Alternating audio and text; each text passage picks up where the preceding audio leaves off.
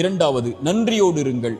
கடந்த காலத்தில் உங்களுக்கு கஷ்டத்தில் துணை இருந்தவர்களுக்கு, சிரமத்தில் துணை இருந்தவர்களுக்கு, உங்களை கைவிட்ட போது கை கொடுத்து உதவிய நல்லவர்களுக்கு நன்றியோடு இந்த உலக வாழ்வில் எஞ்சி இருக்கக்கூடிய வாழ்விலும் வாழ ஆரம்பியுங்கள்.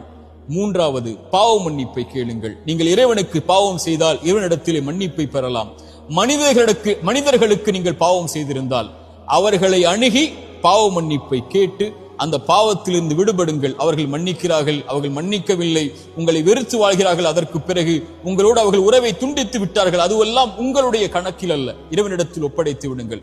அவர்களை அணுகி மன்னிப்பை கேளுங்கள்.